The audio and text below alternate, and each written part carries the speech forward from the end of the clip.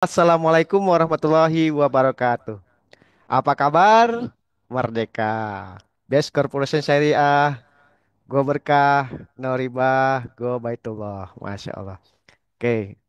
Baik kalau gitu sambil kita mulai aja ya. Nah, Alhamdulillah malam ini Bapak Ibu eh, adalah giliran materi tentang paradigma yang akan disampaikan ya.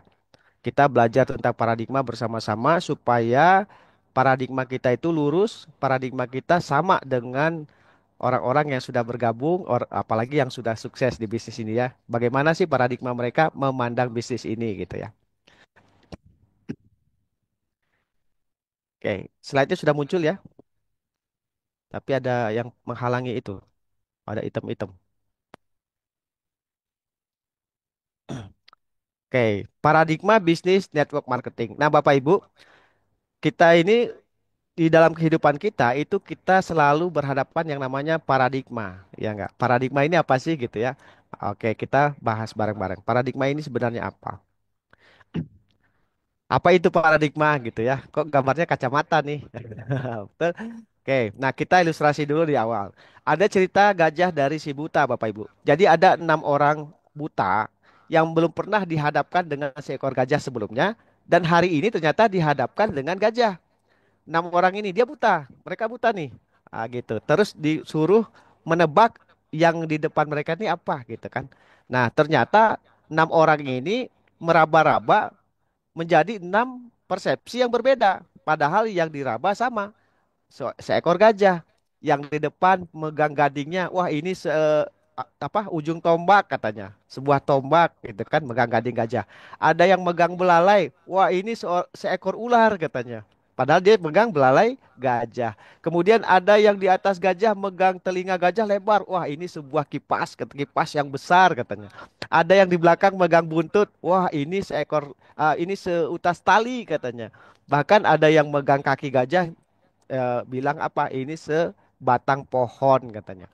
Padahal 6 orang buta ini dihadapkan di satu hewan yang sama yaitu gajah. Tapi terjadi 6 persepsi berbeda-beda ya. Nebaknya beda-beda padahal hewannya sama. Nah, oke. Ilustrasi kedua seperti ini Bapak Ibu. 2 orang dihadapkan dengan batang kayu. Orang sebelah kiri ngitung katanya ada 4 batang kayunya. Orang yang sebelah kanan bilang ada 3 batang kayunya dan mereka berdebat tidak pernah akur karena menurut mereka paling benar. Padahal yang mereka lihat sama, beberapa balok kayu, tapi terjadi persepsi yang berbeda. Ya, ini yang ilustrasi berikutnya nih. Nah, angka berapakah ini gitu ya? Ada 2 orang dihadapkan di angka yang sama. Yang di kiri bilang angka 9, yang di kanan bilang angka 6. Mereka juga berdebat, mereka nggak pernah sama, nggak pernah akur. Padahal angkanya sama ya. Angkanya satu angka, tapi menjadi 2 persepsi yang berbeda. Paham ya? Nah, jadi paradigma itu adalah cara kita memandang sesuatu, Bapak Ibu. Cara kita memandang. Itulah yang disebut paradigma. Tapi cara kita memandang sesuatu ini akan menjadi acuan cara kita berpikir dan otomatis cara bertindak kita.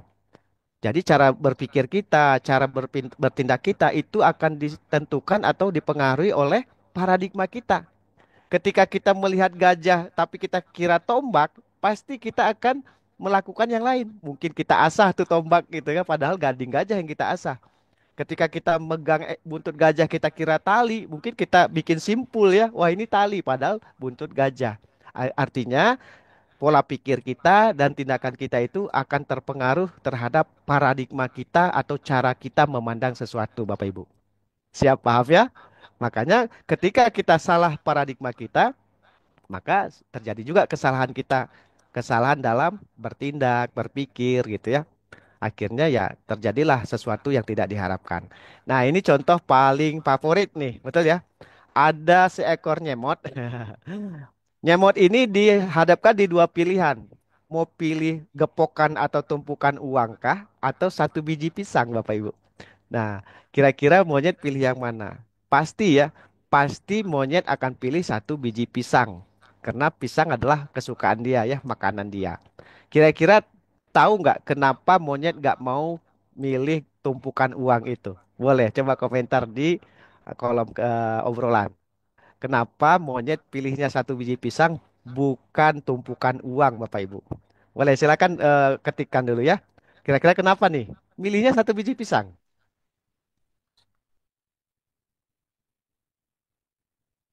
Ayo, siapa yang bisa jawab nih?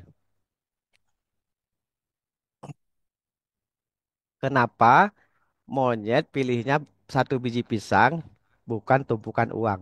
Ada Bunda Siti Fatimah karena nggak bisa dia gunakan. Oke. Ada Bunda Novi karena tidak tahu tentang uang. Lanjut. Siapa lagi ini yang bisa jawab? Boleh ketikkan dulu ya. Ini saya sambil apa? Ngopi Ekomak nih. Wah, Ekomak produk PTBS ya. Bunda Lulu karena monyet tidak mengerti tentang uang. Siapa lagi yang bisa jawab? Yang mau jawab nih? Boleh ketikkan.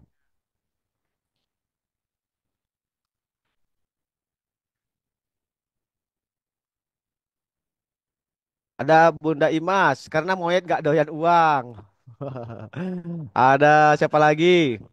Ada Bapak Itang karena nggak paham uang kos.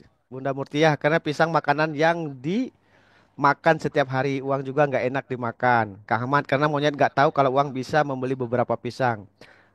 Pak Arman pisang kesukaan monyet. Pak Irawan Hilal ya emang sukanya pisang dan nggak tahu uang. Jidan Irsyayada monyet nggak tahu uang. Bunda Mastiah karena tidak tahu kalau uang bisa lebih menghasilkan lebih banyak pisang. Oke, siap. Betul. Ya. Jadi ada jawaban yang betul. Kenapa monyet milihnya satu biji pisang bukan tumpukan uang? Itu penyebabnya adalah karena monyet tidak paham bahwa tumpukan uang ini bisa menjadi pisang lebih banyak. Bayangkan kalau dia paham, dia akan milihnya tumpukan uang, betul nggak? Walaupun dia nggak makan uang, dia makan pisang. Tapi karena dia nggak paham, uang yang banyak ini bisa dia belanjakan pisang lebih banyak, makanya dia nggak pilih uang, dia nggak paham, paham ya? Dia nggak paham, dia pahamnya hanya pisang. Kalau uang dia nggak paham, tapi kalau dia paham, pasti dia akan pilih tumpukan uang. Lanjut dia langsung ke pasar, betul ya? Beli pisang satu truk. Tetap yang dimakannya pisang, bukan uang gitu ya. Nah, oke, kalau begitu kesimpulannya adalah salah informasi dan kurangnya pengetahuan, maka salah paradigma. Nah, itu penyebab salah paradigma, Bapak Ibu. Salahnya informasi dan kurangnya pengetahuan. Jadi monyet ini kurang pengetahuannya tentang uang. Makanya salah paradigmanya. Ketika memandang uang, dia salah. Dia kira uang ini tidak berharga. Gara-gara apa? Gara-gara salah informasi dan minimnya pengetahuan. Ya, begitu juga dengan kita Bapak Ibu. Ketika informasi kita kurang, kita kekurangan informasi, kita nggak mau cari informasi, kemudian kurangnya pengetahuan, kita nggak mau belajar. Akhirnya ketika kita memandang sesuatu itu akan mengakibatkan berpotensi menjadi salah paradigma. Ketika kita memandang sesuatu itu, kalau salah paradigma berarti salah juga keputusan kita terhadap sesuatu tersebut. Contoh gini. Kenapa banyak orang ketika dihadapkan pilihan bekerja, berdagang, atau berbisnis? Kebanyakan orang pasti memilihnya bekerja dulu yang pertama. Bekerja, betul ya? Karena paradigma orang-orang bekerja adalah akan mendapatkan penghasilan yang pasti gitu ya. Setiap bulan terima duit, betul? Pilihan kedua pasti orang akan usaha atau dagang. Betul? Karena dengan berdagang akan menghasilkan uang dan insya Allah bisa bisa eh, bisa mewujudkan kesuksesan. Pasti dua ini. Kenapa ketika diarahkan dihadapkan dengan pilihan satu lagi berbisnis, berbisnis nggak dia pandang. Padahal kalau mau mempelajari, kalau mau menambah informasi dan pengetahuan tentang bisnis, bisnis ini bisa menghasilkan uang lebih banyak dibanding bekerja ataupun berdagang, Bapak Ibu. Tapi kenapa kita nggak memilih bisnis? Karena kita belum paham, kita masih kurang informasi, salah informasinya dan kurang pengetahuannya tentang berbisnis. Makanya ketika kita ditawarkan suatu bisnis, kecenderungan kita adalah menolak kerja yang pasti-pasti aja gitu ya. kerja jadi karyawan atau buka toko, ngewarung gitu kan. Yang pasti-pasti aja. Betul Bapak Ibu, pasti. Kalau karyawan pasti segitu lagi bulan depan. Bulan depannya lagi pasti segitu doang. Seterusnya bertahun-tahun pasti segitu aja penghasilannya. Berdagang pun sama, tergantung dengan modalnya. Kalau modalnya segitu, hasilnya pasti tidak jauh dari segitu lagi. Lusa, besok, bulan-bulan besok juga pasti akan hasilnya nggak jauh dari segitu. Kecuali ditambah modalnya lebih besar, mungkin ada peningkatan. Tapi ketika modalnya nggak ditambah, dagangannya hanya itu-itu aja, ya hasilnya pasti akan segitu-segitu aja. Beda dengan bisnis Bapak Ibu. Kalau berbisnis ini ketika kita pelajarin, ini akan menghasilkan penghasilan yang eksponensial peningkatannya itu. Tidak terbatas. Itu bagi orang-orang yang mempelajari, yang informasinya nggak salah, yang pengetahuannya tidak kurang. Tapi ketika kita masih salah informasi, pengetahuan kita masih kurang, berarti kemungkinan paradigma kita memandang bisnis masih salah. Makanya ketika kita ditawarkan bisnis, kita kecenderungannya nggak berani, takut, menolak, kendala, dan lain sebagainya. Padahal yang kita kerjakan selama ini seperti monyet milih pisang kecil.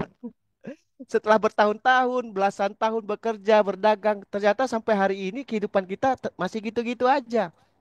Hutang masih nggak selesai-selesai, impian banyak yang kita kubur, kita belum bisa membahagiakan orang tua, belum bisa membahagiakan anak, pasangan kita, impian kita umroh haji nggak terwujud sampai hari ini. Gara-gara kita salah paradigma memandang bisnis based corporation. Kita masih menganggap satu biji pisang lebih berharga daripada tumpukan uang. Makanya yang kita kerjakan adalah yang itu-itu lagi. Padahal itu tuh kecil Bapak Ibu. Kecil itu ya. Tapi dikerjakan habis-habisan mati-matian ya. Berangkat pagi pulang malam gitu ya. Tulang dibanting-banting. Keringat diperas. Kepala ke kaki, kaki ke kepala untuk mengerjakan pekerjaan itu. Yang hasilnya ternyata sampai hari ini cuman begitu-begitu saja. Hasilnya ternyata mencetak siapa kita hari ini yang ternyata kondisi kita belum menjadi kondisi yang kita harapkan. Kecuali Bapak Ibu hari ini kondisinya sudah mantap, sudah sesuai apa yang diharapkan, berarti sudah bagus. Oke, nggak butuh bisnis. Tapi kalau ternyata hari ini masih banyak kendala di dalam kehidupan, kendala di ekonomi, kendala di kebutuhan-kebutuhan lain yang tidak bisa dipenuhi, orang tua semakin tua belum sempat dibahagiakan, anak semakin besar belum tentu masa depannya seperti apa, pendidikannya seperti apa. Berarti Bapak Ibu butuh membuka cakrawala pemikirannya untuk memahami lebih banyak dan menambah pengetahuan tentang bisnis ini Bapak Ibu. Supaya apa? Supaya tidak terjadi lagi salah paradigma. Siap ya? Makanya kita lanjutkan pembelajarannya. Nah ini Bapak Ibu, jika salah paradigma, jadi kalau salah paradigma itu harusnya kita bisa menuju belok ke kanan, arah sukses. Gara-gara salah paradigma kita beloknya ke kiri, nggak jadi suksesnya, malah gagal. Banyak nggak? Banyak Bapak Ibu. Ketika calon mitra yang diundang ke grup edukasi bisnis syariah, diundang ke Zoom seperti ini, dia tidak menyimak dengan fokus. Di grup tidak menyimak, tidak dibaca, tidak ditonton videonya, nanti keluar sendiri, ya kan? Keluar sendiri. Dia nggak nyimak. Padahal dia itu berada di grup yang memberikan, yang menyajikan informasi peluang bisnis yang bisa mengantarkan dia kepada kesuksesan. Tapi karena dia tidak mau mempelajarinya, karena tidak mau menerima informasinya, akhirnya apa? Harusnya dia punya kesempatan untuk sukses, akhirnya gagal, nggak jadi suksesnya. Bahkan ketika sudah berhari-hari di grup, dipindahkan ke grup antrian, masih nanya caranya gimana. Artinya apa? Itu kemauan dia untuk membuka cakrawala pemikirannya belum terbuka. Ketika disampaikan informasi tidak hadir. Atau diundang ke Zoom seperti ini, nggak disimak juga. Malah ngobrol dengan sebelahnya, malah sambil nonton TV gitu ya. Ketika Zoom selesai, besok tetap aja nggak paham, akhirnya tidak bergabung. Peluang dia untuk sukses tertutup gara-gara dia kurang informasi dan minim pengetahuan karena tidak fokus menyimak. Nah, teman-teman kira-kira mau menjadi tipe orang mana? Mau menjadi tipe orang yang salah paradigmanya gara-gara tidak mau mempelajari dengan fokus atau pengen orang yang paradigmanya benar dan insya Allah terbuka peluang suksesnya? Kira-kira mau menjadi orang yang mana? Boleh silakan nih. Terutama saya butuh jawaban dari teman-teman yang belum bergabung. Karena kalau yang sudah bergabung, saya yakin paradigmanya sudah benar. Apa buktinya? Buktinya sudah bergabung, ya enggak? Walaupun nggak gampang bergabung itu, penuh perjuangan. Tapi karena paradigmanya benar, pola pikirnya benar, akhirnya keputusannya dan tindakannya benar. Memperjuangkan, walaupun nggak gampang. Namanya memperjuangkan dari tidak ada jadi ada. Bunda Mastia yang terbuka peluang suksesnya. Oke, siapa lagi nih yang mau memberikan jawaban? Mau menjadi orang yang mana? Orang yang salah paradigma dan akhirnya salah keputusan, tadinya harusnya bisa sukses malah gagal, atau orang yang paradigmanya benar, mau mempelajari, mau menambah informasi dan pengetahuan sehingga nanti bisa mengambil peluangnya dan akhirnya nanti ujungnya sukses. Mau jadi orang tipe seperti apa? Silakan diketikkan di kolom komentar. Pilih orang yang benar, bos. Iya, siap. Oke, lanjut ya. Nah, jika salah paradigma, maka salah pola pikirnya. Salah, karena ketika kita melihat sesuatu itu salah cara melihatnya, otomatis pola pikir kita akan salah, salah pemahaman kita, dan salah menentukan pilihan, dan akhirnya tindakan kita salah. Betul ya? Seperti monyet tadi, ketika dia salah paradigma melihat uang, pola pikirnya salah, keputusan dan tindakannya salah. Tindakannya apa? Dan keputusannya ngambil satu biji pisang. Nah, kita kan nggak mau ya. Kita nggak mau salah paradigma seperti contoh monyet tadi. Karena kita manusia yang diberikan akal pikiran yang lebih bagus, bisa mempelajari dengan serius dan fokus dan bisa mengambil keputusan dengan benar. Betul ya. Makanya jangan sampai kita salah paradigma gara-gara malam ini masih tidak menyimak dengan fokus. Oke. Terima kasih yang sudah komentar ya. Siap, siap. Oke. Nah, ada satu buku judulnya The Cash Flow Quadrant. Buku ini ditulis oleh Robert T. Kiyosaki. Beliau ini seorang peneliti, seorang pebisnis dan pengusaha, dan juga seorang penulis. Nah, beliau menuliskan buku dengan judul The Cash Flow Quadrant. Ya. Nah, di buku ini beliau membongkar rahasia orang-orang kaya dan sukses, Bapak Ibu. Banyak orang-orang itu sulit menjadi sukses karena tidak tahu rahasia ini. Makanya Robert T. Kiyosaki menulis buku ini untuk membongkar kenapa banyak orang-orang jadi miliarder, banyak orang-orang jadi sukses dan kaya raya itu. Apa sih penyebabnya? Ternyata yang pertama adalah paradigma yang benar dulu, Bapak Ibu. Paradigma yang benar dulu, dimulainya dari situ. Bukan dari tindakan-tindakannya, tapi dari paradigma yang benar dulu, nanti baru tindakan. Ya, ayo kita kupas tentang rahasia sukses dan kaya raya yang ditulis oleh Robert T. Kiyosaki. Kira-kira siap menyimak nggak nih? Kita bongkar atau jangan nih?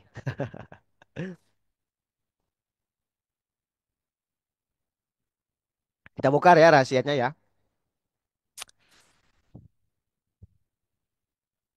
Oke, kita bongkar ya supaya kita tahu rahasianya dan insya Allah ketika kita tahu rahasianya, insya Allah kita bisa jadi orang kaya dan sukses juga ya. Karena ini simple Bapak Ibu, simple nggak berat ya. Oke, nah menurut Robert T. Kiyosaki, cash flow kuadran. Apa itu cash flow? Cash flow ini adalah aliran uang masuk atau penghasilan kita, Bapak Ibu.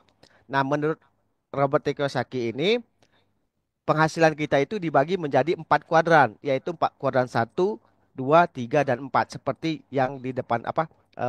Seperti slide yang di depan ini ya. Nah, kuadran satu dan 3 itu masuknya kategori kuadran kiri, Bapak Ibu. Kuadran kiri satu dan 3. Kita bahas dulu kuadran kiri ya. Kuadran kiri ini adalah penghasilan yang kita dapatkan dari dengan cara membarter atau menukarkan tenaga, waktu, pikiran, biaya dengan uang, Bapak Ibu. Itu tipe ciri-ciri kuadran kiri. Ya, kuadran kiri itu selalu kita mendapatkan uang itu, mendapatkan hasil atau penghasilan itu dengan cara membarterkan atau menukarkan. Menukarkan tenaga kita, waktu kita, pikiran kita, biaya kita dengan penghasilan nantinya. Contoh kuadran kiri, kuadran satu itu adalah employee atau karyawan, Bapak Ibu. Employee ini maksudnya apa? Orang yang bekerja dengan orang lain atau kata lainnya makan gaji. Orang yang makan gaji itu masuknya kategori kuadran kiri, kuadran satu. Karyawan ini bukan harus, tidak berarti harus karyawan PT, enggak. Ya karyawan PT, karyawan PNS, karyawan bos, ya buruh bangunan yang makan gaji itu juga disebutnya karyawan, karena makan gaji. Jadi yang makan gaji atau nerima uang dari bosnya itu disebutnya employee atau karyawan. Coba kita cek, betul nggak seorang karyawan itu bekerja dengan membarterkan tenaga, waktu, pikiran, dan biaya dengan uang? Betul ya, karyawan nih berangkat dari pagi sampai sore, 8 jam sehari bekerja, berarti menyerahkan waktu untuk pekerjaannya. Di tempat bekerjanya dikerahkan nggak tenaganya untuk bekerja? Iya, berarti betul. Ngebarter tenaga. Tadi waktu kita barter, kita serahkan. Kemudian tenaga kita serahkan juga untuk pekerjaan kita. Pikiran kita serahkan nggak dengan untuk pekerjaan kita? Iya, berarti betul. Kita serahkan pikiran kita. Kemudian biaya kita keluarkan nggak untuk berangkat kerja? Iya, kita butuh ongkos ya. Mungkin beli bensin, mungkin bayar ojol, mungkin bayar angkot. Kita keluarkan biaya. Untuk apa nantinya? Untuk mendapatkan hasil berupa gaji. Berarti Robert T. Kiyosaki benar ya. Karyawan itu membarterkan tenaga, waktu, pikiran, dan biaya untuk uang atau penghasilan. Betul. Ya. Oke, kita lanjut dulu ya. Nah, sebagai karyawan, untuk menjadi karyawan itu modalnya kecil kata Robert T. Kiyosaki. Bukan kata saya ya. Kita lagi bedah buku nih. Jadi karyawan itu modalnya kecil, ya kan? Paling surat lamaran, beli kemeja atau seragam kalau nggak dikasih gitu ya. Ijazah gimana, Kos? Ijazah bukan kita yang ngeluarin modal, tapi itu orang tua. Kita keluarin apa? Cuman kertas untuk lamaran. Sekarang apalagi cuman pakai email aja ya. Berarti modal menjadi karyawan itu kecil. Kemudian resiko ternyata kecil juga ya. Resiko menjadi karyawan apa Bapak Ibu? Paling dipecat atau di PHK. Betul ya? Tapi kalau kita bekerja, pasti kita mengusahakan bekerja dengan sebaik-baiknya. Pasti kita menghindari melakukan kesalahan. Betul nggak? Sehingga kemungkinan kita dipecat itu kecil karena kita bekerja dengan baik. Berarti resikonya kecil. Di PHK karena perusahaannya bangkrut, kolaps itu juga kemungkinannya kecil. Berarti resikonya kecil menjadi karyawannya. Kemudian kata Robert Kiyosaki apa? Ternyata hasil yang kita dapatkan dari bekerja menjadi karyawan relatif kecil juga Bapak Ibu. Relatif kecil, cenderung kecil. Walaupun ini bisa iya, bisa tidak, tapi cenderungnya adalah kecil. Bisa nggak kita dapat gaji besar menjadi karyawan? Bisa, tapi syarat dan ketentuan berlaku. Betul? Contohnya apa? Mungkin ijazah kita, pendidikan kita harus tinggi. Pengalaman kerja kita mungkin harus mantap. Skill kita harus luar biasa.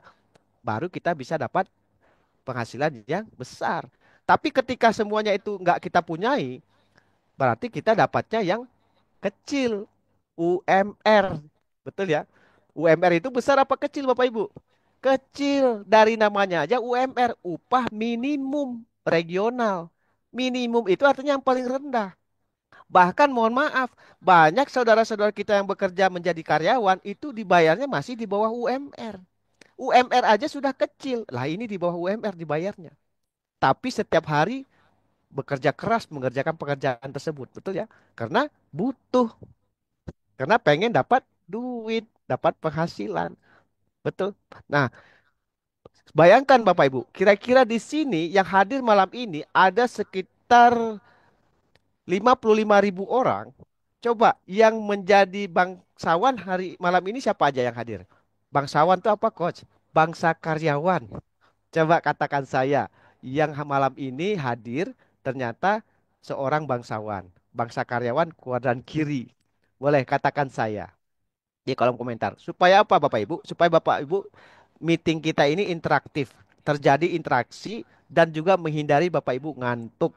Karena saya juga ngantuk kalau diem. Karena kita udah capek ya. Kita tidurnya kurang, terus lelah juga di siang hari. Nah, makanya ayo kita interaktif. Coba yang hari ini masih statusnya bangsawan, boleh katakan saya. Ada Kang Ahmad mantan ya, udah mantan ya Alhamdulillah. Ada Bunda Helma, saya coach. Ada Abah Asgar, saya coach. Ada lagi nggak nih? Ada Bapak Lukmanul Hakim, saya coach. Siap. Siapa lagi? Ada Bu Vina, saya. Ada Bunda Mastia, saya. karyawan. Ada lagi nggak nih? Boleh, silakan yang belum komentar komentar supaya kita aktif dan interaktif, eh, supaya kita tidak ngantuk juga, supaya meeting ini juga jadinya enjoy gitu ya.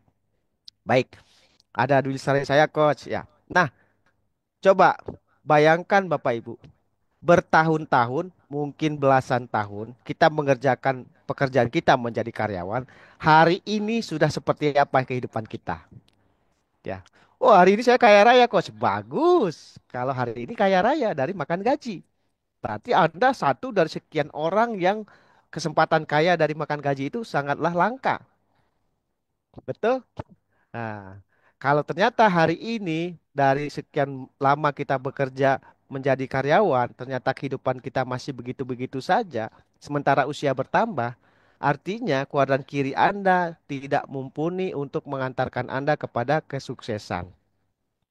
Ya kenapa? Apa buktinya, Coach? Buktinya Anda hari ini.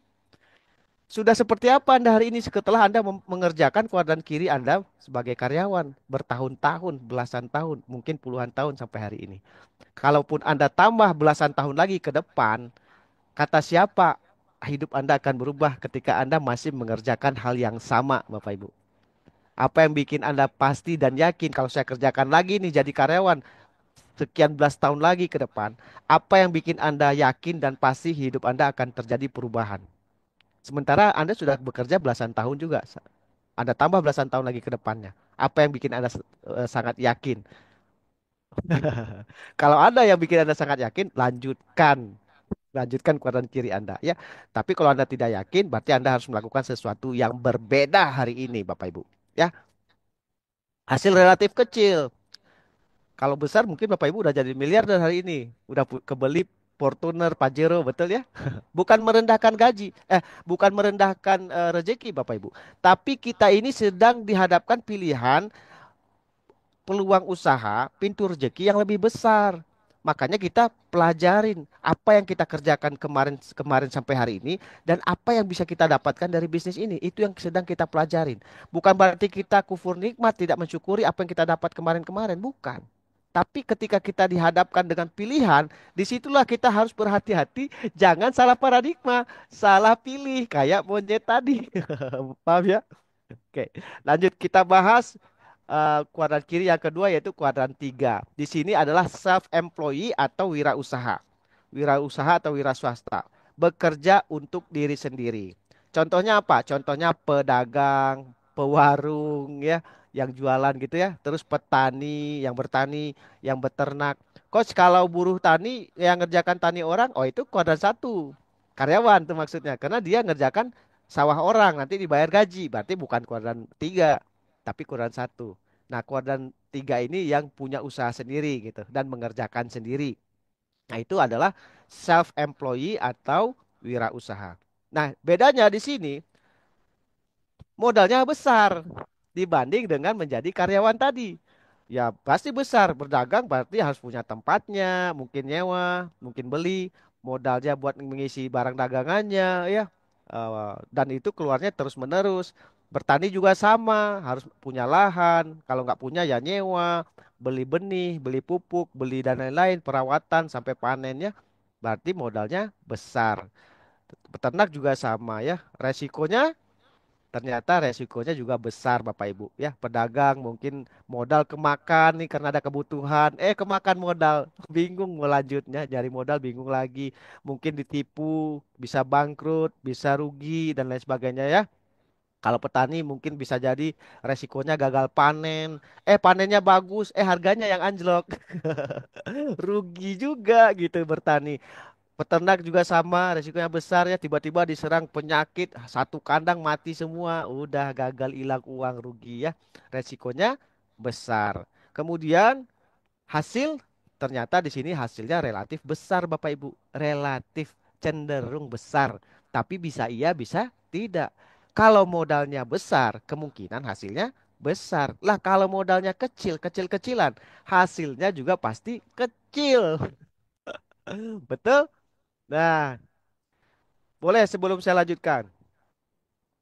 Tadi sudah absen nih yang bangsawan. Sekarang saya minta absen yang wira usaha atau self employee. Boleh yang punya usaha sendiri mungkin di rumah, mungkin bikin usaha apa. Boleh silakan katakan saya wira usaha. Coba katakan di kolom komentar bagi teman-teman yang punya usaha sendiri di rumah atau di luaran. Saya wira usaha coach. Coba ada berapa orang kira-kira? Silakan.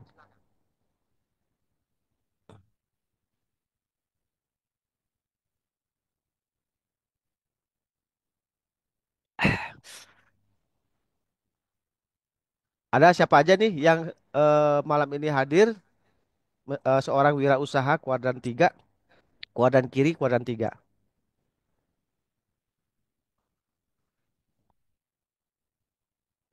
Ada Bunda Noneng, saya wirausaha tapi sekarang off. Kenapa? Karena tadi ya resikonya besar. Ternyata ketika resiko itu datang, jadi off. Ada Bunda Suli, saya wirausaha kos. Oke, ada Bunda Tati Suryati, saya kos warung kecil, kecilan. Tapi Bunda Tati warung kecil-kecilan tetap modalnya besar. Kenapa? Karena keluarnya berkali-kali. Sekarang modalnya 2 juta. Bulan depan belanja 2 juta, udah 4 juta. Bulan depan lagi 2 juta, 6 juta. Setahun dagang warung kecil-kecilan, modalnya sebulan 2 juta, ternyata 1 tahun 12 bulan keluar uang 24 juta modalnya. Padahal ngaku kecil-kecilan ya.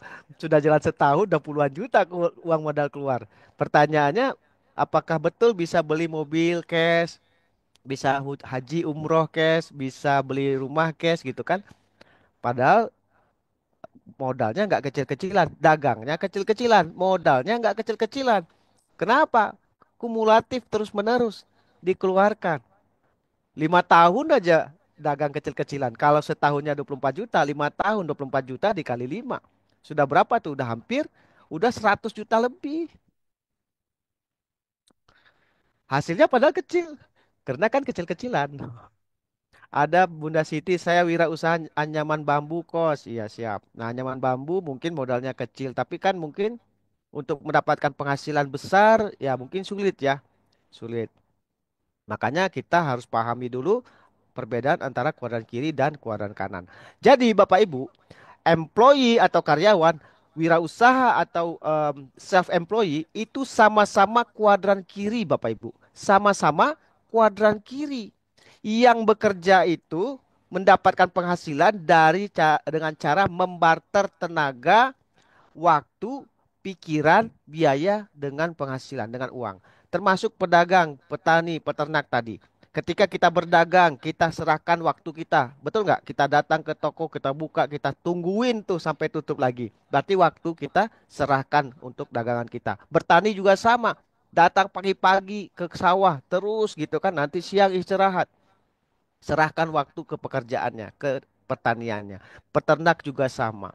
Kemudian setelah waktu, tenaga kita keluarin nggak ketika kita bekerja di toko ataupun bertani ataupun beternak, tenaga kita keluarkan, pikiran pun kita curahkan, biaya kita keluarkan, modal kalau kuadran 3 ya, modal kita keluarkan. Berharap apa? Kita barter semua itu untuk menjadi suatu penghasilan. Betul? Nah, itu kuadran kiri Bapak Ibu ya. Lanjut, modalnya besar, resikonya besar ya. Kemudian hasil relatif besar. Nah, kesimpulannya adalah kuadran kiri ini Bapak Ibu bergantung kepada manusianya. Mungkin tenaganya, kesehatannya, usianya, biaya atau modal yang dipunya, dan juga kondisi Bapak Ibu. Kebayang nggak ketika kita semakin tua, tenaga berkurang, bisa nggak kita barter tenaga kita lagi nanti? Atau kita tiba-tiba sakit berminggu-minggu, berbulan-bulan, bisa nggak kita barter tenaga kita untuk pekerjaan kita? Apa yang terjadi kita ketika kita tidak bisa membarter lagi antara waktu, tenaga, pikiran, dan biaya kita? Hasilnya langsung hilang juga Bapak Ibu. Betul ya? Ketika salah satu dari faktor ini nggak bisa kita barterkan lagi, berhentilah usaha kita. Berhenti kita mendapatkan uangnya. Karyawan 1 hari nggak masuk, dipotong nggak tuh gajinya? Dipotong Bapak Ibu. Yang punya toko tutup aja 1 hari, hilang nggak penghasilannya? Hilang penghasilan 1 hari. Sama peternak berhenti berternak, hilang nggak penghasilannya? Hilang. Petani berhenti bertani, hilang nggak penghasilannya? Hilang. Makanya di kuadran kiri ini Bapak Ibu, ini kita tidak pernah berencana untuk berhenti Bapak Ibu. Tidak pernah berencana berhenti karena pekerjaan di kuadran kiri ini mau kita karyawan maupun kita wirausaha itu nggak pernah beres. Karyawan hari ini kerja, besok berangkat lagi, betul nggak? Berarti kerjanya belum beres. Lusa berangkat lagi nggak? Berangkat lagi, berarti nggak beres-beres kerjaannya. Kapan istirahatnya menikmati hidup uang banyak? Kapan? Enggak, cuma dikasih waktu istirahat Sabtu atau Minggu atau Sabtu Minggu. Cuma segitu supaya nanti Senin bisa kerja lagi. Dan kita habiskan waktu kita selamanya di pabrik. Ya enggak? Tua di pabrik gitu ya. Orang banyak tua di angkot, ini kita tuanya di pabrik. Begitu juga dengan wirausaha. Waktu kita habis gitu kan, kapan kita menikmati? Ternyata tanpa kita sadari usia sudah senja, baru kita sadar. Ketika kita sudah merasa nggak kuat lagi, kita merasa udah kesehatan nggak seperti dulu, tenaga nggak seperti dulu, baru kita sadar. Padahal kita sudah menghabiskan belasan tahun, puluhan tahun mengerjakan pekerjaan kita ini, dan kita tidak pernah berencana untuk berhenti. Karena kalau kita berhenti, berhenti uangnya Bapak Ibu. Nah, di bawah itu ya. Di saat bisa bekerja, di saat kita bisa mengerjakannya, ada uangnya, ada hasilnya. Tapi ketika kita berhenti mengerjakannya, berhenti juga uangnya. Itulah kuadran kiri, Bapak Ibu. Makanya teman-teman yang ada di kuadran kiri, coba pikirkan, betul nggak apa yang disebut, apa yang dikatakan Robert T. Kiyosaki ini? Kita tidak pernah berencana untuk berhenti. Kalaupun sekarang nih banyak bunda-bunda, bapak-bapak yang sekarang ada di koran satu karyawan. Sampai kapan? Apakah yakin selamanya bisa menjadi karyawan? Tidak. Ada saatnya nanti kita tidak bisa bekerja lagi. Mungkin kondisi seperti saya. Tiba-tiba ada pandemi, hilang pekerjaan saya. Padahal masih usia produktif. Kalaupun bisa bekerja sepanjang waktu produktif, ada saatnya kita memasuki usia pensiun. Di situ ketika usia pensiun masuk, apakah betul masih ada orang atau perusahaan yang mau memperkerjakan kita? Enggak, kita dirumahkan disuruh istirahat. Ketika kita disuruh istirahat, disuruh pensiun, pertanyaannya adalah apa betul kita istirahat Bapak Ibu? Apa betul kita hanya diam di rumah ketika kita sudah pensiun? Betul nggak gitu? Apa betul kita istirahat setelah itu? Jawabannya tidak, Bapak Ibu. Kenapa? Karena kita masih hidup. Kita masih punya kebutuhan-kebutuhan yang harus dipenuhi. Akhirnya tetap kita bekerja lagi padahal sudah masuk usia pensiun. Mungkin kemarin jadi karyawan, ketika nggak bekerja lagi, pindah ke kuadran 3 menjadi wirausaha. Mungkin modalnya kecil, bawa dagangan ke pasar kecil-kecilan. Gemetaran udah tua, tapi masih ke pasar, ngangkut eh, barang dagangan. Atau sudah senja, malah tadinya jadi karyawan, sekarang malah tani. Taninya bukan ngerjakan sawah sendiri, mengerjakan sawah orang, menjadi buruh taninya, tukang paculnya. Padahal usia sudah senja malah kerja fisik lebih berat. Kenapa? Karena masih hidup, karena masih butuh duit, karena mengandalkan kuadran kiri sepanjang hidupnya yang ternyata kuadran kirinya ini tidak mumpuni untuk persiapan masa depan dan persiapan masa tua. Akhirnya masa tua kita harus tetap bekerja lagi, Bapak Ibu. Kenapa? Ya kalau kita berhenti, berhenti uangnya. Sementara kita tetap harus beli beras, tetap harus beli pulsa listrik, tetap harus punya pakaian yang layak. Dan sementara kita punya anak, mungkin anak kita 1, 3, 7, 15, 31 orang. Kita bisa hidupin mereka, Bapak Ibu. Berapapun anak yang Allah titipkan kepada kita bisa hidupin mereka. Tapi pertanyaannya, sekian banyak anak yang kita hidupi sampai mereka menjadi manusia dewasa. Bisa nggak mereka menghidupin kita nanti ketika kita sudah tua? Itu pertanyaannya.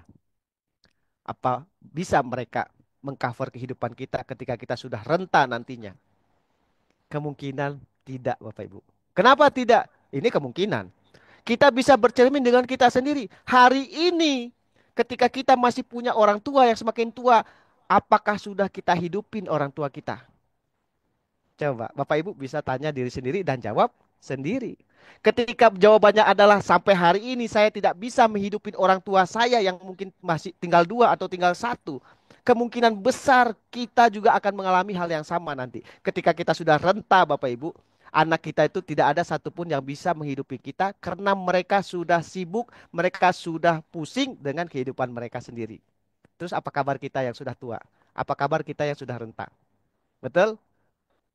Akhirnya kita bekerja lagi. Padahal sudah sepuh, udah gemeteran. Banyak nggak kita lihat yang seperti itu? Banyak jalan-jalan pagi-pagi subuh-subuh ke pasar Bapak Ibu. Banyak tuh kakek-kakek, nenek-nenek tuh sudah kepeot, sudah gemetaran ngangkut barang dagangan. Kenapa coba? Coba kita ajak ngobrol tuh. Saya yakin dulu waktu masa mudanya dia punya pekerjaan yang jauh lebih baik dari itu. Tapi kenapa ketika masa tuanya mengerjakan itu?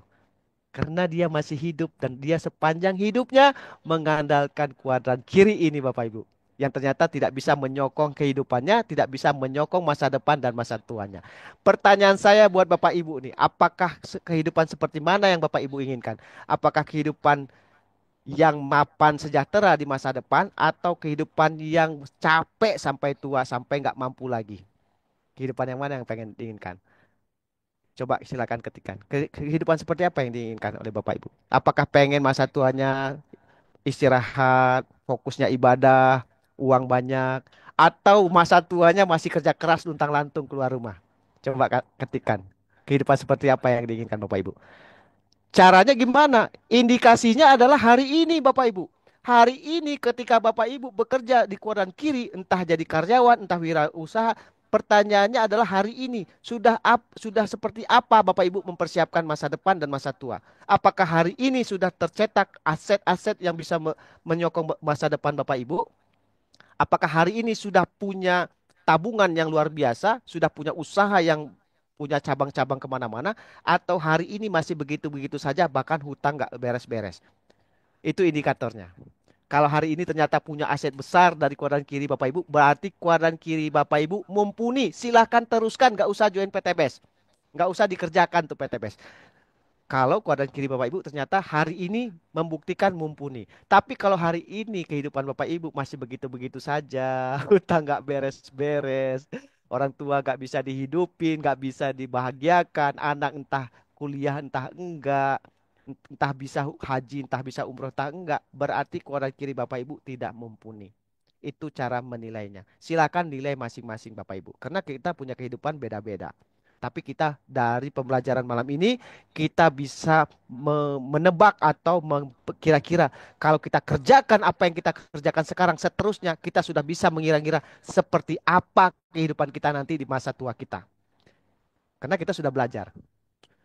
Ya, mau seperti apa? Kalau ternyata hari ini kita masih begitu-begitu aja, kita teruskan mengerjakan kodan kiri kita sekian tahun lagi sampai kita nggak mampu, kemungkinan kehidupan kita tetap masih biasa-biasa saja.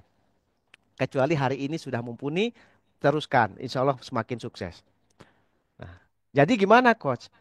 Jadi kalau memang kuadran kiri Anda sampai hari ini setelah Anda kerjakan bertahun-tahun, belasan tahun, puluhan tahun mencetak Anda yang sekarang yang ternyata kehidupannya biasa-biasa bahkan mungkin tambah kesulitan, berarti Anda punya kuadran kiri yang tidak mumpuni. Kuadran kiri Anda, entah itu Anda karyawan, entah itu Anda wirausaha, tidak mumpuni untuk mengcover atau menjamin kehidupan Anda sekarang ataupun masa depan.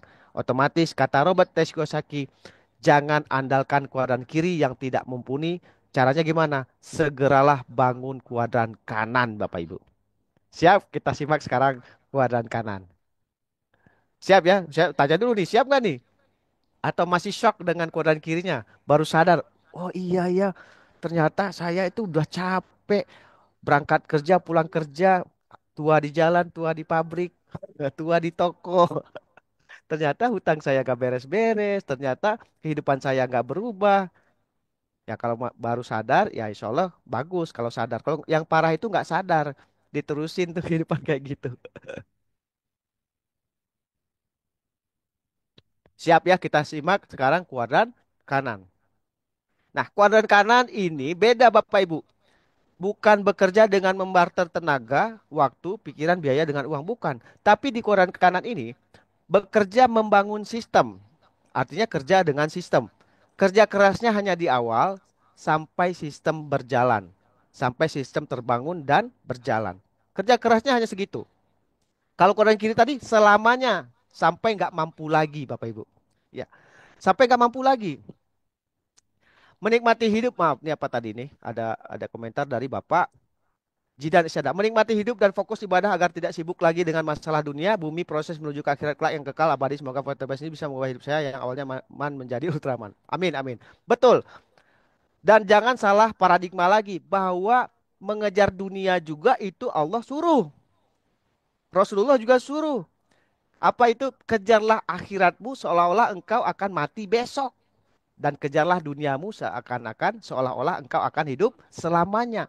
Artinya seimbangkan Bapak Ibu. Karena muslim itu harus mampu. Karena kita punya rukun Islam. Yang kelima naik haji bagi yang mampu. Artinya kita disuruh mampu oleh Allah. Tapi kita salah paradigma. Lagi-lagi salah paradigma. Ketika ada kata-kata naik haji bagi yang mampu, kita jadikan alasan kita tidak tunaikan. Lah saya kan tidak mampu, jadi saya nggak usah naik haji. Itu yang ada di otak orang-orang, salah paradigma. Akhirnya tidak pernah berusaha menjadi orang yang mampu untuk menunaikan rukun Islam yang kelima. Dijadikan pembenaran bahwa saya tidak mampu, jadi saya tidak wajib untuk naik haji. Betul apa betul banget? Itu gara-gara paradigma kita salah, makanya kita belajar paradigma malam ini Bapak Ibu. Jangan salah paradigma lagi. Ketika Allah menyatakan naik haji bagi yang mampu, itu ada satu pesan yang harus kita pahami. Apa pesan Allah? Mampulah kalian jadi manusia, tunaikan rukun Islam yang kelima. Karena yang namanya rukun itu apakah sunat atau wajib? Rukun Bapak Ibu. Sunnah apa wajib? Rukun iman atau inilah rukun wudhu aja. Tinggalkan salah satu rukunnya, nggak basuh muka, sah nggak wudhu? Batal wudhu. Betul? Rukun sholat, tinggalkan satu rukunnya, nggak baca Al-Fatihah, sah nggak sholatnya? Nggak sah. Sekarang rukun Islam Bapak Ibu, tinggalkan satu rukunnya, sah nggak Islamnya? Makanya pertanyaan saya, itu rukun wajib atau sunnah? Wajib Bapak Ibu. Cuman otak kita nih salah terus, salah paradigma. Kita jadikan alasan kita tidak mampu. Padahal Allah kasih kita usia, umur sekian puluh tahun. Kemudian kita jadikan alasan saya tidak naik haji karena tidak mampu. Hei, bro, kata Allah. Ngapain aja sekian puluh tahun dikasih umur gitu kan? Kenapa kamu tidak berusaha untuk menjadi orang yang mampu? Tunaikan rukun Islammu. Gitu ya. Nah, insya Allah ya malam ini kita sudah semakin paham supaya kita menghindari yang namanya salah paradigma dengan memperbanyak wawasan dan pengetahuan kita dari belajar dan sharing-sharing. Oke, kita lanjut ya materinya ya. Terbelokkan sedikit. Oke, kodan kanan ini adalah membangun sistem kerja keras di awal sampai sistemnya berjalan. Artinya kerjanya hanya sampai sistem terbangun dan berjalan. Setelah itu menikmati. Ya, karena ketika sistemnya sudah terbangun dan berjalan, ada sistem yang bekerja untuk Anda, Bapak Ibu. Ya. Contohnya apa untuk bangun kodan kanan? Pertama, menjadi corporate owner, pemilik perusahaan. Bangun perusahaan dengan sistem, Bapak Ibu. Bangun sistemnya. Ini perusahaan mau bergerak di bidang apa? Siapa yang mengerjakannya? Dari atas, manajernya, sampai ke bawah, ke bawah, ke bawah, ke bawah. Bangun sistemnya. Ketika sistemnya sudah jadi dan berjalan, kita sebagai owner nggak harus sibuk bekerja di situ, Bapak Ibu. Kita bisa main sepeda ke Turki, main salju di Eropa. Perusahaan kita jalan. Betul ya? Kita ownernya. Lah, siapa yang mengerjakannya? Kuadran kiri. Kita orang kuadran kanannya. Yang mengerjakannya Anda. Anda orang kuadran kirinya. Yang orang kuadran kanannya ngapain? Mewujudkan impiannya. Betul nggak? Punya Ferrari, punya Pajero rumah kecil banget ya. Punya rumah gedongan, bisa main ke luar negeri, bahkan main ke bulan mungkin. Yang mengerjakan perusahaannya Anda yang ada di kuadran kiri. Nah, sebenarnya Anda itu bekerja atau dikerjain? Yang impiannya terwujud malah ownernya.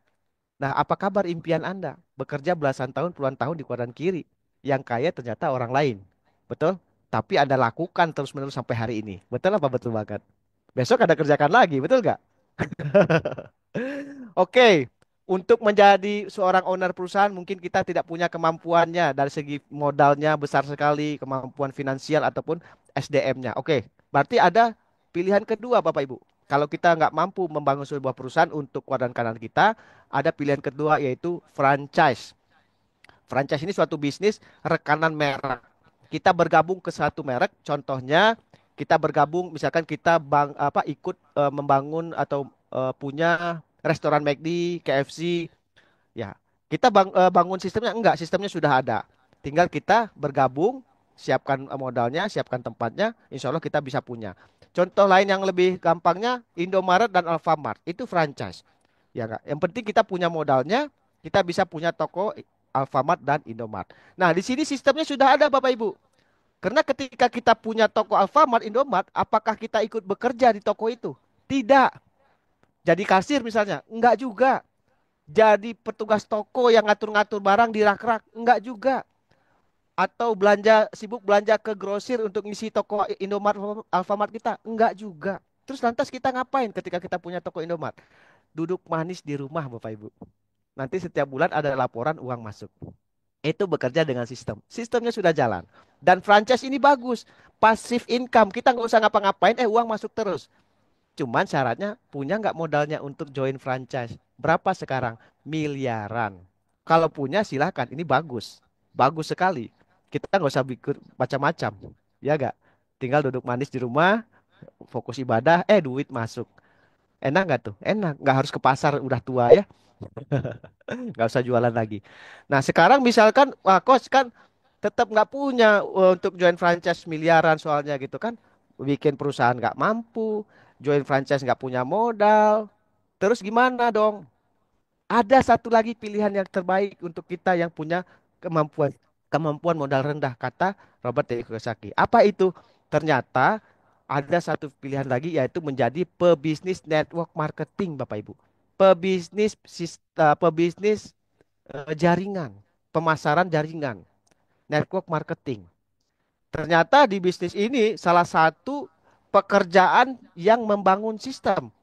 Bekerja dengan sistem, membangun di awal, ketika kita sudah sukses membangun, kita menikmatin. Nggak selamanya kita bekerjanya, sampai sistemnya berjalan. Karena modalnya kecil, resikonya kecil, cara kerjanya sederhana, dengan hasil yang luar biasa Bapak Ibu.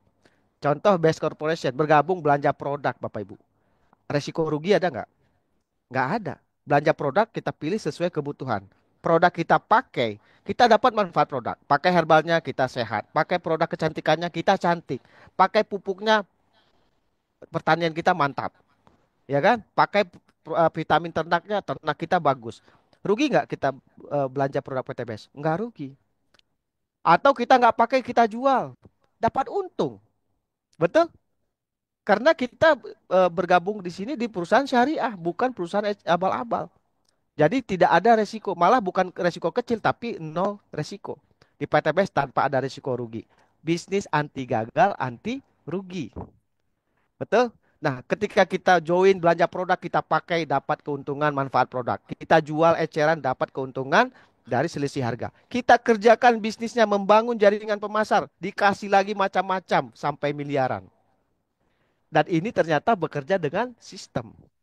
Ini adalah rahasia orang kaya dan sukses. Nah, kira-kira masuk nggak ke kita? Yang mana? Mau bangun corporate, perusahaan, atau ikut franchise, atau pebisnis dan marketing untuk membangun kuadran kanan kita? Mana kira-kira yang cocok buat Bapak Ibu? Atau mau stay di kuadran kiri terus-menerus, besok di kuadran kiri, tahun depan kuadran kiri, sampai entah kapan dan itu melelahkan. Mau pilih stay atau meneruskan kuadran kiri selamanya, atau secepatnya bangun kuadran kanan, menjadi pebisnis network marketing di PTBS yang bersistem syariah. Pilihan ada di tangan Anda. Ketika sekarang sudah paham, silahkan pikirkan, silahkan renungkan. Karena kanan kiri itu lelah dan kita entah kapan kayanya, entah kapan suksesnya. Akhirnya kita bilang, oh saya nggak mampu, saya nggak naik haji. Salah satunya itu. Betul ya? Itu gara-gara salah paradigma tuh. Masya Allah, Muslim banyak salah paradigma. Saya nggak naik haji, kenapa? Saya nggak mampu. Dan dilihat dia nggak pernah berusaha memampukan diri dengan salah paradigma gitu kan, macam-macam tuh, oh harta nggak dibawa mati lah ini nggak ya, akhirnya rukun Islam kelimanya tidak disempurnakan gara-gara salah pola pikir, gara-gara salah keputusan, salah tindakan. Intinya pemicunya adalah salah paradigma. Apa penyebabnya?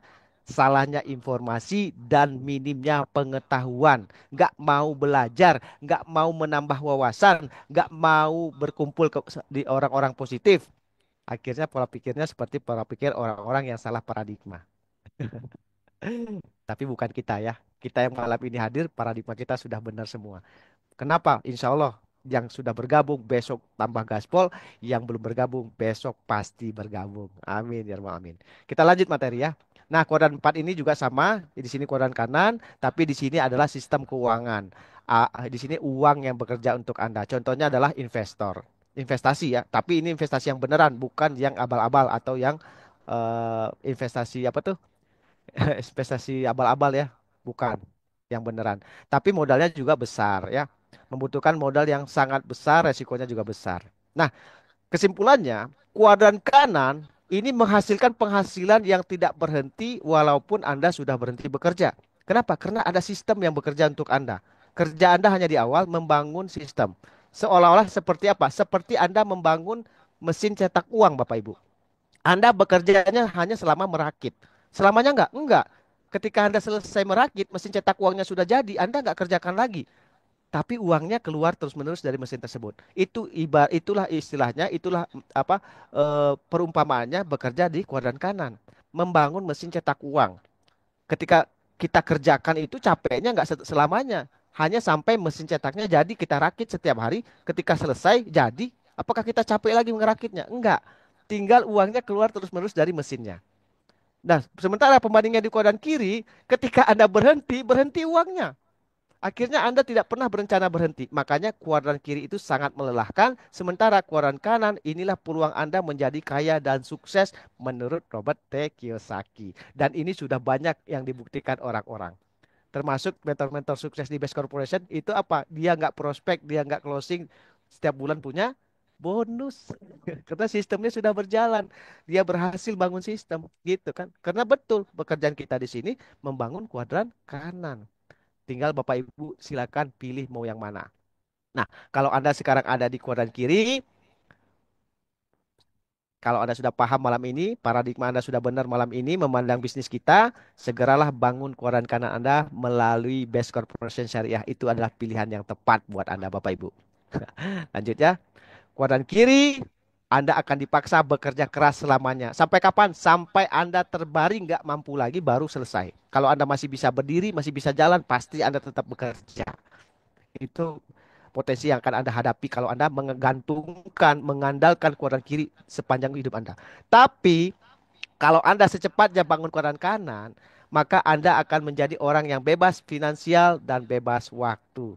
Punya waktu banyak buat keluarga, uangnya banyak juga. Masya Allah. Mau yang kiri, mau yang kanan, pilihan ada di tangan Anda. Anda boleh tolak PTBS. Silakan. Teruskan kuadran kiri Anda, tidak apa-apa. Tapi kami, kita, yang paradigmanya sudah sama, sudah benar. Insya Allah akan terus bergerak, akan terus berproses sampai semua yang disiapkan PTBS itu bisa kami raih. Insya Allah ya. Nah, pertanyaannya Anda mau ada di mana? Bersama kami atau di luar tim? Ya itu pilihan tentang Anda. Yang penting Anda pahami apa yang kami pahami. Ya, lanjut ya. Nah, ini adalah ilustrasinya. Kuadran kiri itu ibaratnya adalah orang-orang yang punya paradigma umum. Ya, bagaimana orang-orang punya paradigma umum? Menurut mereka, menurut Anda yang punya paradigma umum, paradigma kiri, kuadran kiri, bekerja itu mengumpulkan uang untuk mendapatkan penghasilan ya. Penghasilan dari bekerja atau wirausaha tadi itu adalah aktif income Bapak Ibu. Anda aktif bekerja, Anda aktif berdagang, Anda aktif bertani, beternak, income masuk. Tapi ketika Anda pasif, income hilang. Itu kuadran kiri. Itu paradigma umum. Bekerja, berdagang untuk mendapatkan income. Tapi ternyata aktif income. Anda harus terus-menerus aktif. Nggak peduli Anda sakit, kalau Anda nggak aktif, income hilang. Betul apa betul banget? Nah ini adalah asumsi atau paradigma umum Bapak Ibu, orang kuadran kiri. Kemudian menurut mereka, menurut Anda, dengan penghasilan aktif income bisa mewujudkan impian. Ternyata setelah bekerja belasan tahun, puluhan tahun, bekerja ini tidak bisa mewujudkan impian, Bapak Ibu. Nggak bisa. Siapa yang yang membuktikan? Ya Anda sendiri. Kalau Anda memang bisa mewujudkan impian dari kuadran kiri, berarti kuadran kiri Anda mumpuni. Kan tadi sudah kita bahas. Tapi ternyata kalau hari ini impian Anda banyak yang tidak terwujud, hutang juga nggak beres-beres, beres satu hutang lagi, beres lagi hutang lagi. Artinya bekerja dengan aktif income yang Anda lakukan sekarang bertahun-tahun tidaklah mumpuni untuk mewujudkan impian Anda. Nggak bisa. Nah, bagaimana dengan Kuadran kanan. Kuadran kanan orang-orang yang punya paradigma sukses Bapak Ibu.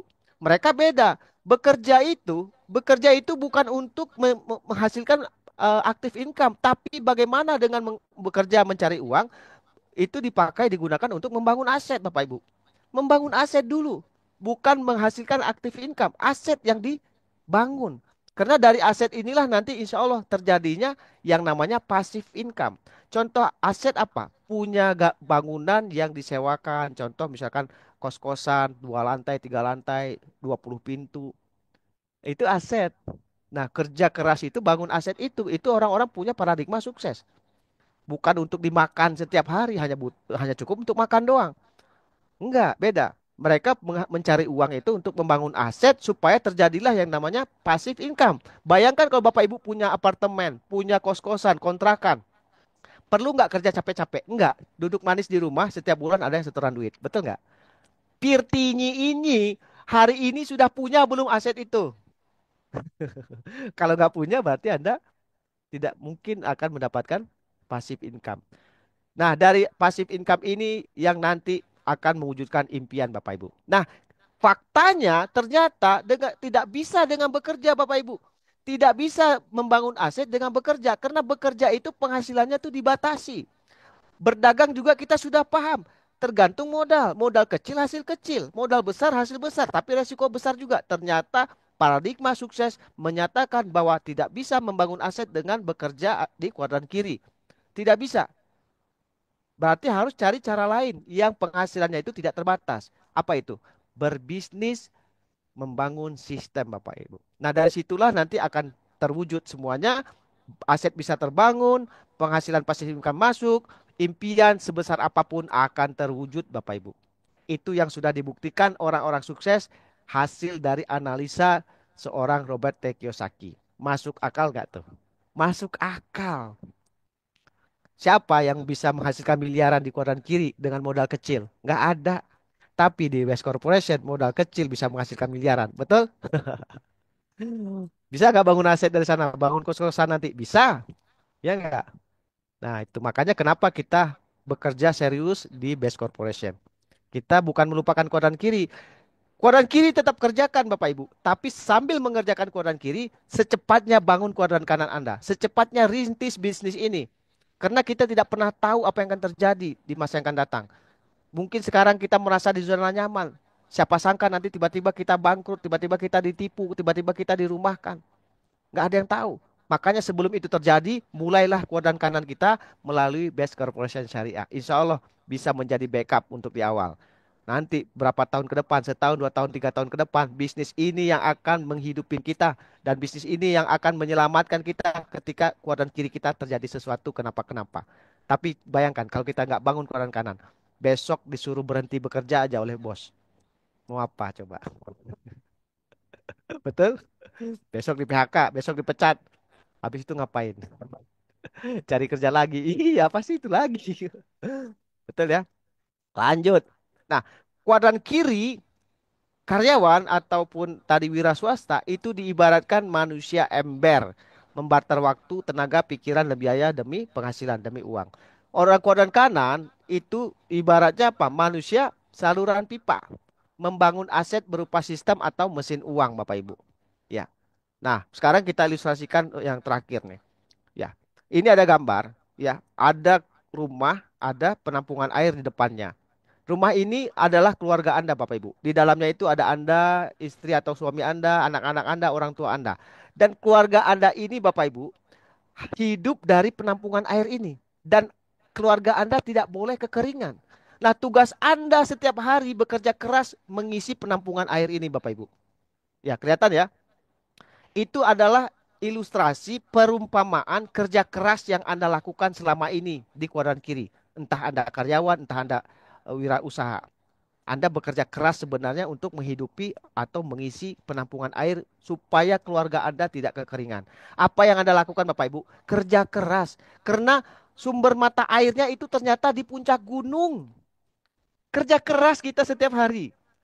Kita kerja keras, Anda kerja keras, bolak-balik bawa ember Bapak Ibu.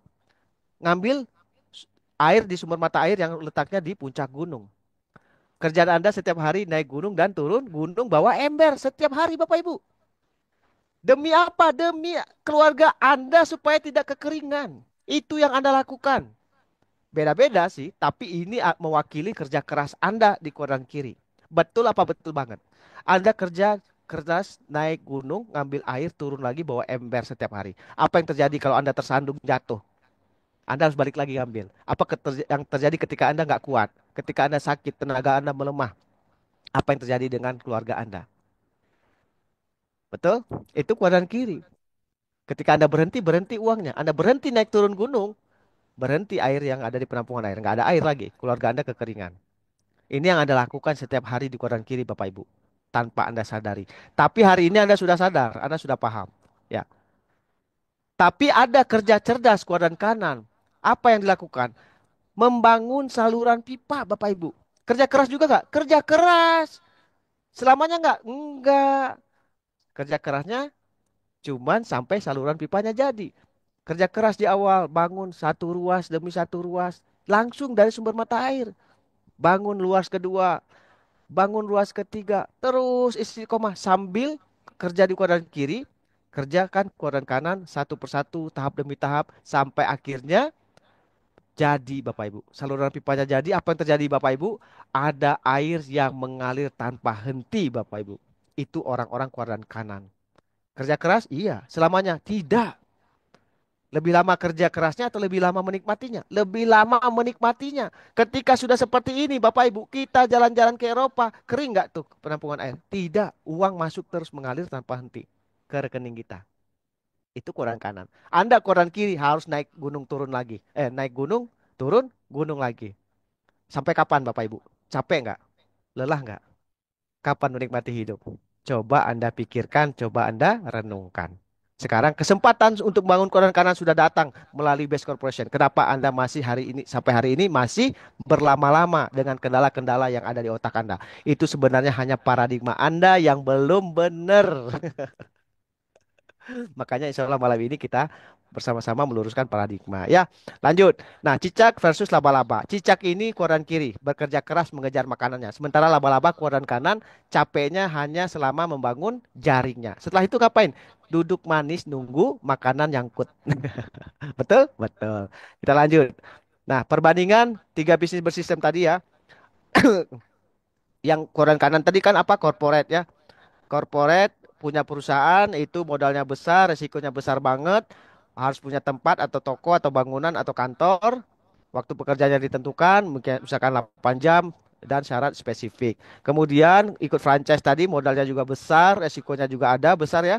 Harus punya tempat tertentu ya, toko. Waktu bekerjanya tertentu juga. Syaratnya ada sistem. Tapi menjadi pebisnis network marketing ternyata modalnya kecil, resiko kecil, fleksibel tempatnya bisa dikerjakan dimanapun, di rumah juga bisa ya, di tempat kerja juga bisa, sambil sambil sibuk pun bisa jalan bisnis ini. Ya makanya Anda harus belajar ya. Jangan ada alasan lagi, kok saya sibuk makanya saya nggak jalan bisnisnya. Itu paradigma Anda salah. Anda belum belajar. Anda salah informasi dan minim pengetahuannya. Sehingga ketika Anda sibuk, Anda bilang Anda nggak bisa jalan bisnis. Anda belum belajar. Padahal di sini kita paham bahwa ketika kita sibuk itulah bisnis kita bisa berjalan dengan cepat. Tapi karena Anda salah paradigma, Anda jadikan alasan bisnis Anda tidak berjalan. Karena Anda sibuk. Itu Anda kurang ilmu Bapak Ibu. Makanya belajar ya. Ada sistem ya. Makanya di sini adalah kekuatan dari network marketing di kuadran kanan. Siap. Nah, sebelum saya lanjut, kira-kira ada pertanyaan nggak tentang membangun kuadran kanan di Best Corporation? Sekarang kira-kira gimana? Sudah paham belum? Kenapa Mitra Base Corporation ini habis-habisan mengerjakan bisnis? Nggak peduli apa kata orang, nggak punya uang, berjuang, mengusahakan, dari nggak ada modal bisa ada, bisa dari nggak bisa bergabung jadi bisa, karena sudah paham tentang kuadran kiri, kuadran kanan, Bapak Ibu. Kalau bisnis ini tidak kita perjuangkan, akhirnya kita tidak bergabung, kira-kira ada kesempatan apa kita membangun kuadran kanan? Mau jadi network, mau jadi franchise, yakin punya uangnya. Mau punya perusahaan, yakin punya modalnya. Atau mau habis-habisan berjuang membangun koran kanan di Base Corporation. Pilihan ada di tangan Anda. Saya sekarang paham dan sadar harus bangun keluar dan kanan. Siap, makanya ya. Kang Aziz sudah bergabung apa belum nih? Anehnya tuh peluang sukses tapi dianggap kendala.